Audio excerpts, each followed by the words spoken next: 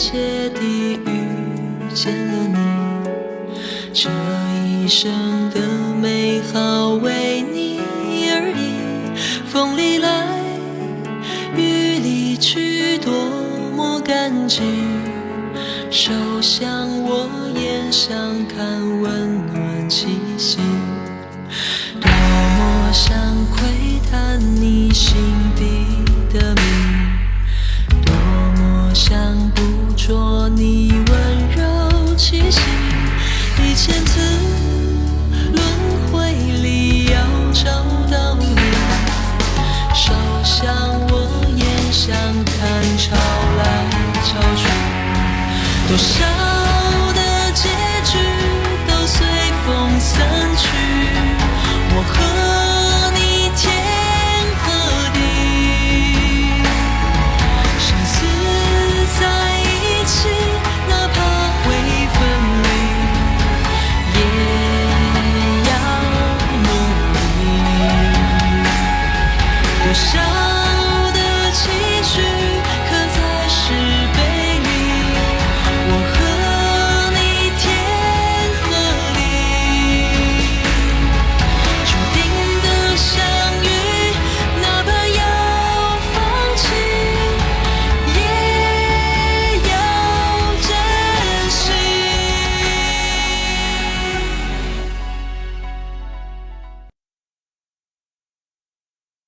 少仪大人，这不公平啊！您说过，笔考、艺考成绩各占3期，我就算是笔考得0分，可是我艺考如果能考好，一样和大家有公平竞争的机会啊！是啊，王尚仪，你不许他进去比试，我也就不说什么了。可你怎么能把他的艺考资格也给取消了呢？你倒是一心一意想帮这个陆贞，好啊！你要是觉得不公平的话，大可以跟我到贵妃娘娘那儿去评评理呀。这点小事情，不用打扰他了吧？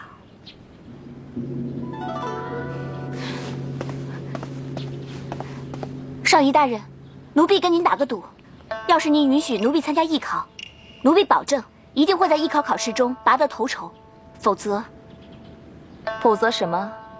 否则就罚我3年之内不得参加晋级考试。好大的口气啊！好，本座就跟你赌一局，不过赌注还得加重。如果你没有拿到第1，你就滚回去做你的3等宫女，并且终身不能晋级升考。那上仪大人，你也得跟我击掌为誓，保证如果我能在艺考中得了第1，一定要秉公评判我的综合成绩。你以为我是楼上是那样的人吗？陆贞，你既然敢放出豪言壮语，本座就等着看你的好戏。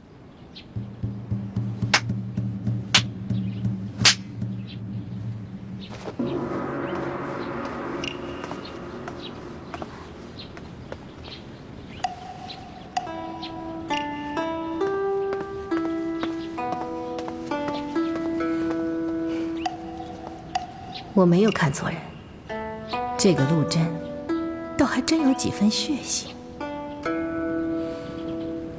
姑姑怎么坐地上呀？她在做什么呀？怎么拿那么多书啊？啊？怎么回事啊？在干什么呀？就是啊！你们看什么看？还不干活去！大娘，陆姑姑她最近在干什么呀？怎么又把自己关在屋里了？你们少添乱了！明儿一早，姐姐就得去内侍局参加艺考。这会儿她在想事情，你们通通都不许打扰她。快走，走走走走走！哎呀，走！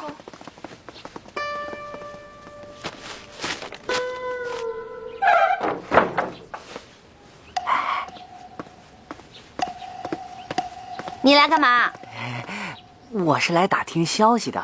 殿下很担心陆姑娘，问问她怎么样了。你们还好意思问呐？啊！你站住！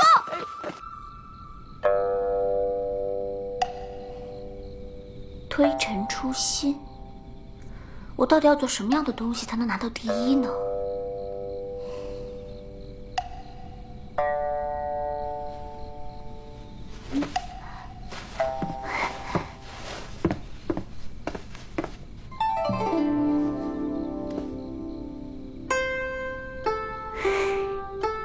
有了！金华殿宫女诏书在。此次艺考，你准备做什么宝物参赛？禀大人，奴婢报考的是丝扇丝，因此愿花1日时间，为2位大人烹制一味烩鹿羹。好，退下吧。是。清静殿宫女陆贞，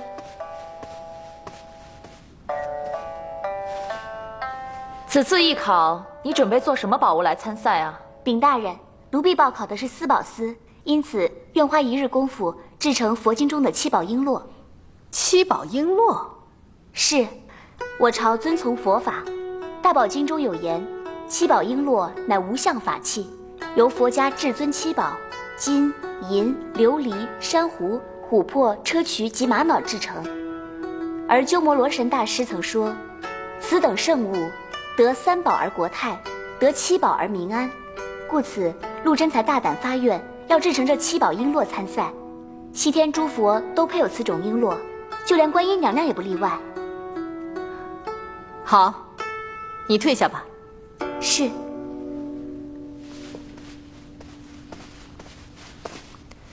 大家把明日所需物品列好，内侍局会帮你们去准备。明早晨时齐聚此处，正式开始比赛。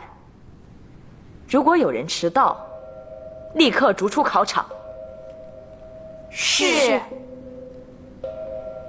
阮娘，我有一种预感，这个陆贞迟早会变成宫里最大的祸害。大人何出此言啊？他不是早已经错过比考的考试了吗？没那么简单。你看他今天参赛的内容，7宝璎珞。他明明知道太后平日最喜欢佛法，而且那本大宝经从不离手。他话里话外又提醒着我们，璎珞也是观音菩萨的法器。娘娘最信奉的不就是观音吗？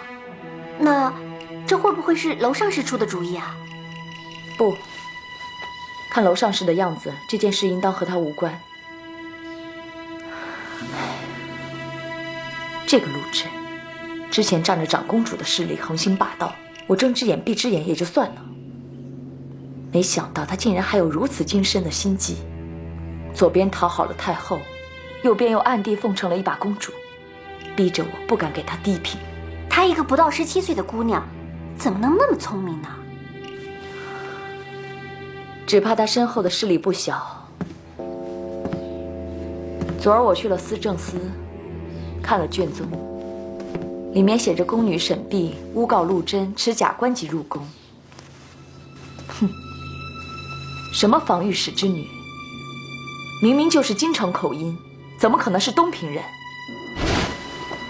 不能再这样容他放肆下去，就算是为了公主，也得铲除此人。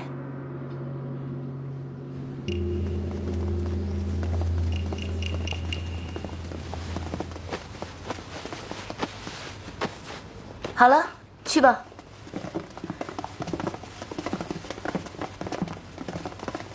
大人，阿碧，你快按上面写的把东西整理好。是。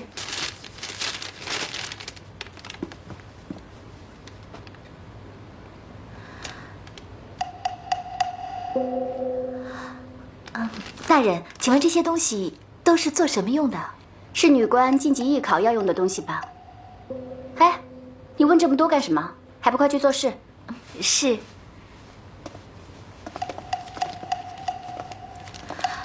这正殿的后院设有8间偏房，每人各占1房，必须要在1日1夜之内亲手完成自己的宝物。至于那些原料和物件，已经提前送到了里面，请诸位一定要全力以赴，为我们内侍局再添英才。是。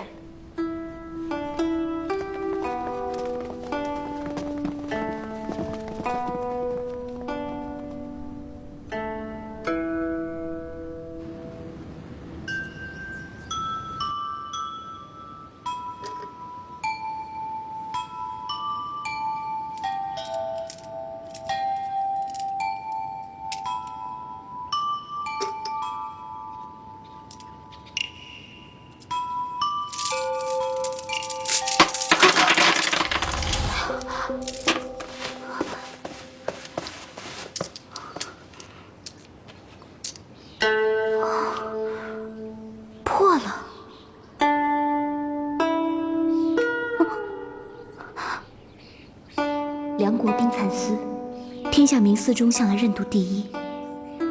陆贞啊陆贞，你这回又得罪了哪路神仙呢？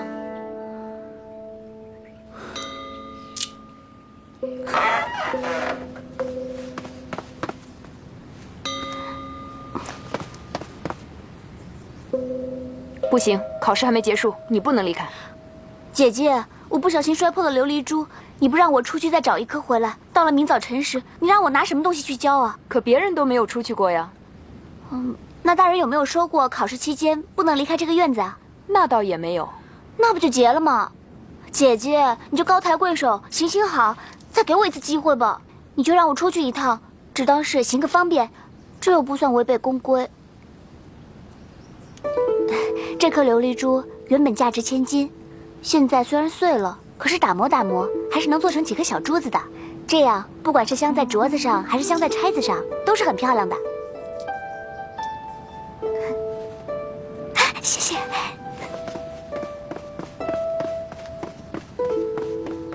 什么？你把琉璃珠都打碎了？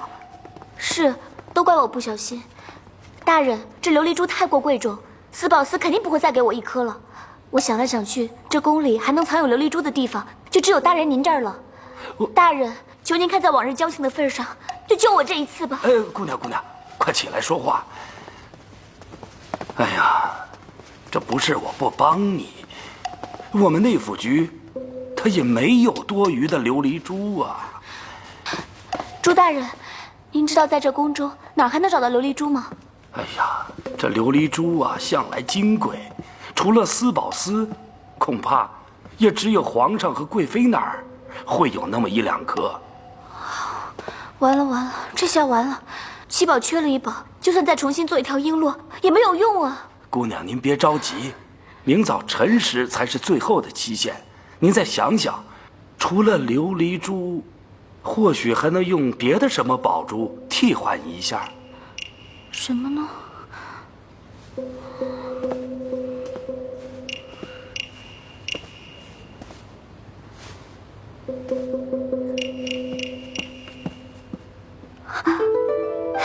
朱大人，宫里哪能找到瓷窑啊？宫里头又不烧瓷，不过我们这儿倒有2口烧陶的陶窑。陶窑也行啊，我想好了，如果做不成7宝璎珞，我就索性做一盏青瓷观音净瓶。这种东西宫里不多见，如果赶得及，说不定交上去还能跟他们争一争。对呀，小橙子，哎，快把管陶窑的陶工们呐都叫过来，今天晚上咱们有的忙了。是大人。朱大人，那我们快走吧。哎，等等，这窑口是有了，那瓷石呢？没有瓷石，你做不了泥胚呀。咱宫里头可没有这东西啊，莫非你想出宫去买？不用出宫，我有办法。哎，姐姐，你怎么回来了？考试考得怎么样啊？哎，姐姐，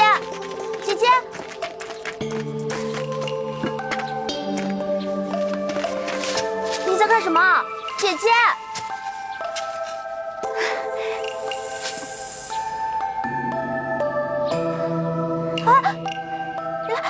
这东西是不能吃的，你是不是疯了？老天保佑，我命不该绝。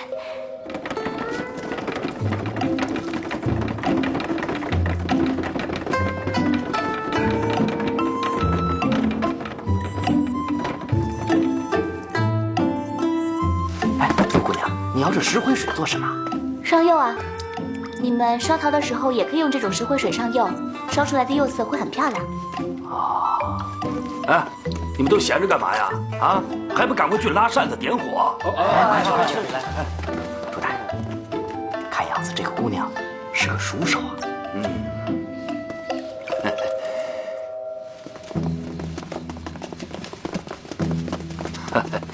你呀，不用着急，有他们帮忙，这泥胚呀，很快就会好的。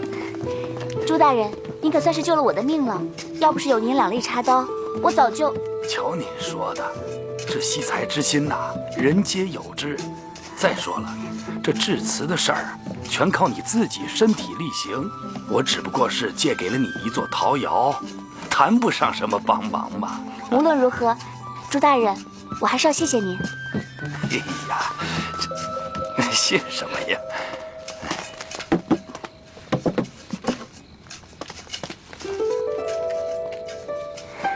哎，陆姑娘，这是什么？哦，没什么，就是一个小玩意儿。哦，小心点，小心点啊！关窑，点窑火。陆姑娘，这次这窑要烧多久啊？现在是亥时1刻，到明早卯时3刻就可以了。这么长时间呢？我看陆姑娘你就先休息一会儿吧，这里有我们看着呢。大哥，谢谢您了。只是这窑瓷对我来说实在是太重要了，我得自己盯着才放心。那你也没有必要待在这里，还得整整1宿呢。哎，您不如在这里坐一坐。哎，反正这里也有我们看着。陆姑娘，您每半个时辰出来看看也就成了。也行。来，你先歇一会儿。陆姑娘忙了一整天，也该渴了，先喝口水。不用了，大哥，你也忙了一天了，赶紧歇着吧。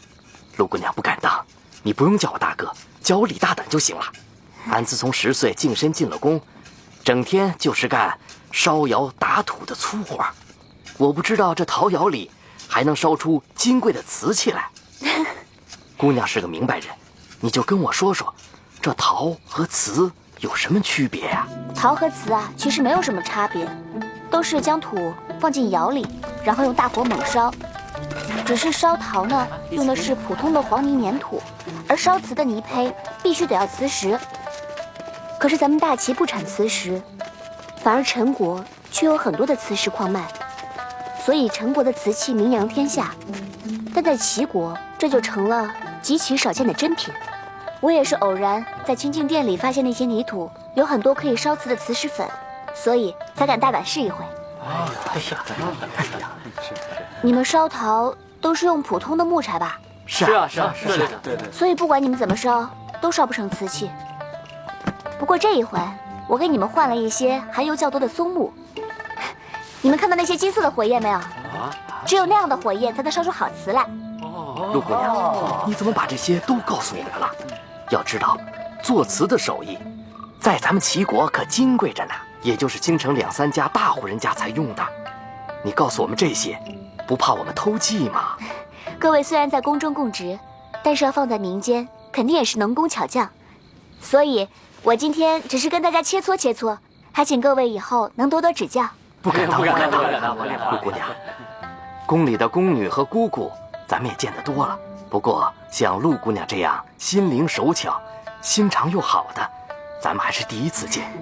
既然陆姑娘对兄弟们这么好，咱们兄弟也会好好报答陆姑娘的。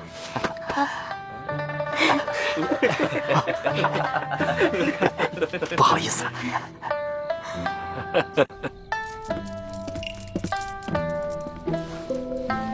禀大人，陆贞到现在还没有回到内侍局，我们要不要？不用，还有3个时辰天就亮了，到时候我们就等着看他的好戏吧。降回3等宫女，永生不得晋升，这样待在宫里才是生不如死，也免得我动手了。可他的丝线怎么会断呢？我们没有做过什么手脚啊。最近有些人太得意了，连老天都看不惯了。哎呀，好家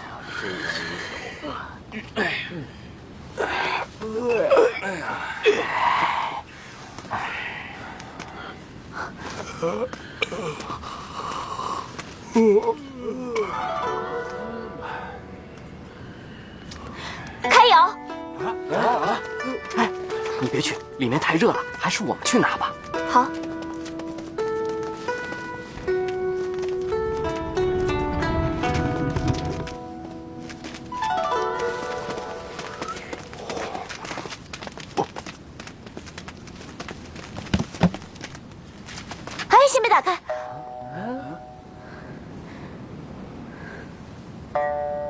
陆真，打开吧。不管怎么说，你也算是尽力了。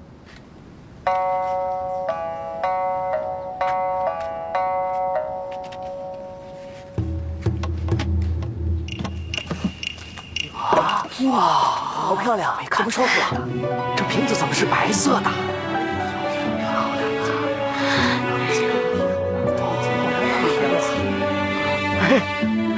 你们都看看，看看！慢点，漂亮啊！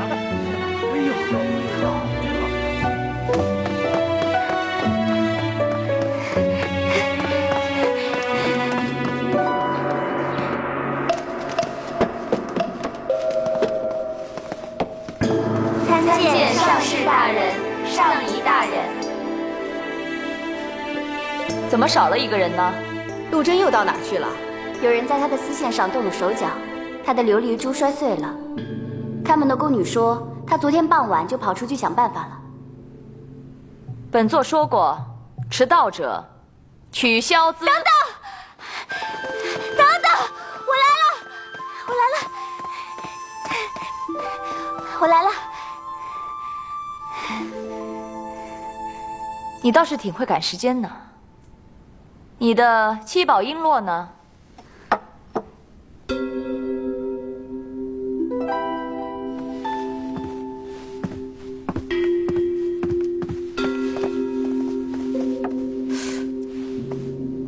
哇，这是玉？不，这不是玉，是白瓷。白瓷？这世间怎么会有这么白的瓷器呢？这是瓷吗？是你烧的？是，这是奴婢昨晚亲手烧的。内府局的朱大人和诸位工匠都是见证人。该不会是上面涂了什么白粉吧？我怎么从来没有听说过有白色的瓷器呢？大人请尽管查验。奴婢听说，古有和氏璧，其白如雪，始皇得之而一统天下。之前各朝各代只有青瓷、黄瓷，奴婢能在本朝破天荒地烧出白瓷，那一定是因为皇上以仁德治天下，感动了上天，才会赐此吉祥之兆。就会说这些花言巧语。王上仪，你没看过白瓷，那是你没见识。可是啊，你总不能胡说八道，说咱们皇上不是圣明天子啊。现在胜负已经分明，你也是时候宣布今年谁能晋升女官了吧？当然，不过谁都可以，就是他，绝对不可以。为什么？陆真的白瓷的确前所未有，可是楼上事你别忘了，当时他报名的时候说他要交的宝物是七宝璎珞，这考试最忌讳的就是文不对题，自然我们的艺考也是如此。可上仪大人从没人说过不能临时更改艺考的宝物啊，还在狡辩。好，就算你艺考拿了第一，可是你的笔考没有任何成绩。以本座之见，陈云的双面飞白绣书，在此次艺考中绝对可以拿到前3名。他的笔考是魁首，按照笔考艺考3期分配，他绝对是当之无愧的第1名。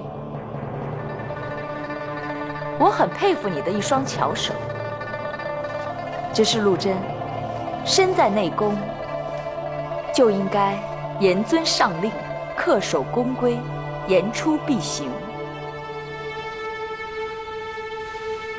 谢谢大人教诲。既然如此，你还记得与本座的赌约吗？王璇，你别欺人太甚了。住口！我现在只是在教他什么叫做言出必行。楼上使，你别忘了，这次晋升考试，并不是为了你们楼家选拔亲信，而是为了我大齐朝中选拔最优秀的女官。如果她连最基本的言出必行都做不到的话，以后怎么能够让她的下属信她、服她？你，上士大人，您不用跟他争了。上仪大人说的对，是陆真太没用了。既然如此，本座就宣布，今年晋升女官的第一人选是武德殿1等宫女陈云。至于陆贞，按其之所言，废除1等宫女的位置，永生不能参加晋升。等等，本座有话要说。参见朱大人。起来吧。朱大人，不知道您来内侍局有何贵干呢？本座不喜欢绕弯子，我来这儿是为了给他打抱不平。我这个小朋友啊，刚才烧出了前所未有的白瓷，如此不世之才，恐怕连我朱尔廷都得甘拜下风啊！此等才女，你们非但不加以重用，为何反而要将她降职加罪呢？大人，您言之有理呀。下官也认为陆贞应该重赏。可是我们这位王大人，想不到陆贞这个小宫女人脉真广啊，连内府局的朱大人都成了她的朋友。只是朱大人，本座完全是在秉公办理此事。秉公？哎，什么叫做秉公啊？我问你，你们内侍局为何每年都要对宫女进行晋升考试啊？那是为了替皇上选拔贤才。陆贞，她破天荒地烧出了白瓷，难道这还不算是贤才？你可知道，我朝因为瓷业不兴，每年得向陈国购买多少瓷器？若是这白瓷流传到了宫外，恐怕连那爱瓷若痴的陈国国主都得羡慕不已呀！王上仪，你又何必要拘泥于陈规，扼杀陆贞这样的人才呢？大人，您有所不知，王上仪他是梁国旧臣，梁国皇帝和他全家全部都是死在当今陈国皇帝的手上，所以陈国皇帝爱什么，你就恨什么。娄清强，你不要胡说八道。朱尔廷，本座敬你是4品少监，才尊称你一声大人。但是你别忘了，我们女官升迁的事是内侍局的事儿，你这内府局的大人，少在这指手画脚的。陆贞，本座现在就下令，判你永生不得晋升女官。王璇，你少来指手画脚。你别忘了，这内侍局本座也管着一半。现在我偏要晋升她当女官，你又能怎么样？好你个王上仪，你仗着贵妃娘娘给你撑腰，竟敢侮辱上官！陆贞，我们走。内侍局不让你做女官，我们内府局要你，我这就带你去求见皇上，我包你至少能得个8品的官位。走。圣旨到。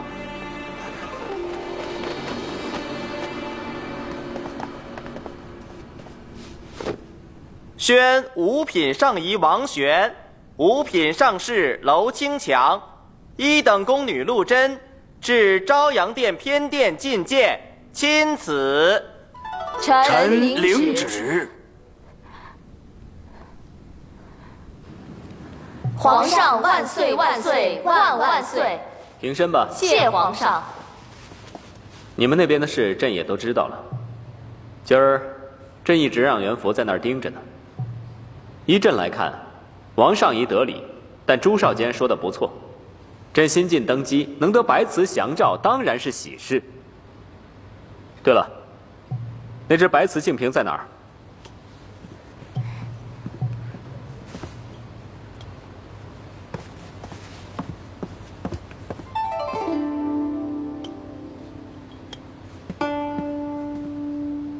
如此莹白如雪的美瓷，果然是世间少见。皇帝和贵妃都是爱瓷之人，我想他们肯定会喜欢的。谢皇上夸奖。陆贞，你进献白瓷有功，应当重赏。但是内侍局的晋升法度，朕也不愿插手。不如这样吧，内侍局从余下的7名宫女当中，竞选2个做女官，陆贞则由朕破格提拔，直接做一个8品女官好了。皇上，这宫女晋升女官向来都是从9品做起，陆贞怎么能从8品做起呢？王玄，皇上的话你也敢反驳？我们做忠臣的，哪怕皇上失言，也该直言指出。那些刻意奉迎的，才是小人。皇上，后宫女官晋升向来都是由内侍局负责，请皇上不要插手。再说，这陆贞烧出白瓷，极有可能是侥幸，岂能因他一时之功就许他8品官位？还请皇上三思。王上仪，你口出狂言！皇上是天下之主，怎么不能自由决断？再说，真正掌管后宫的，应该是未来的皇后娘娘。就是你那位贵妃娘娘，也不过是暂掌凤印。好了，别说了。王上仪，朕恕你失言之罪。至于陆贞是不是侥幸，陆贞，朕给你5日时间，如果你能再烧出1窑白瓷，朕就赐你8品掌针之职；如果不行，你就退回去当1等宫女吧。此事无需多言。5日之后，朕当亲自验收。你们都下去吧。谢皇上恩典。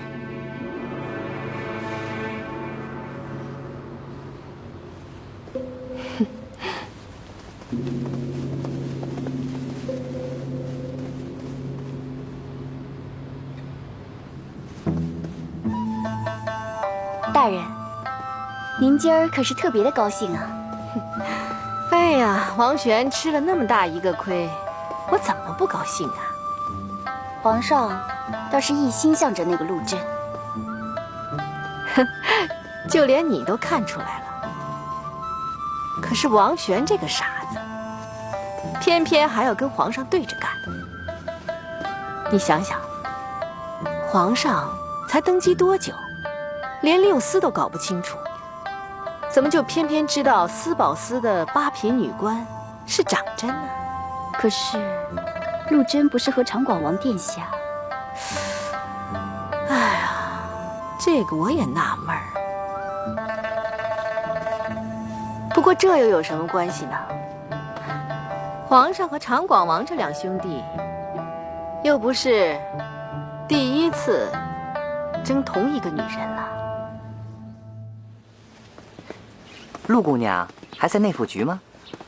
唉，是啊，自从皇上下那道旨意，他就再也没有回过清静殿，只让我在桂花树下给他挖了一些白土送过去。那封信呢？他看都没有看，转头就撕了。还不都是你们那个无情的殿下，居然敢不收他的腰带？他也因为这个大哭了一场，还喝了好多酒，还因为这个耽误了笔考。哎呦喂，那我们家殿下也是冤枉的，他根本就不知道那腰带是什么意思啊。他不知道？不可能吧？这风俗在咱们齐国是人人都知道的呀。哎，他真的不知道。在这世间上，我终于找到比你、比我还要蠢的人了。陆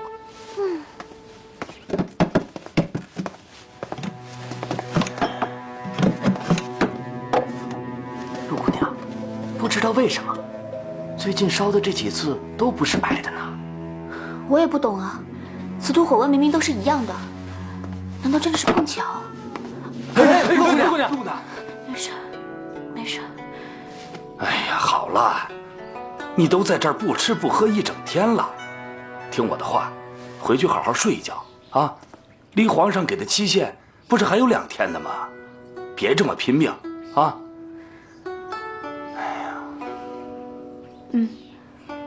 那我回去休息休息。说不定一下子还能豁然开朗呢。哎，快回去休息吧，休息吧。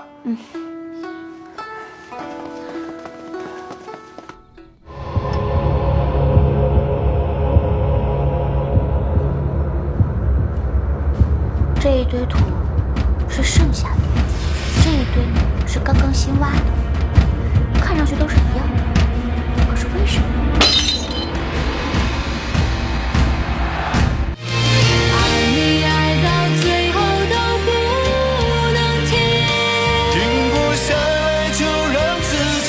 了序，把手握紧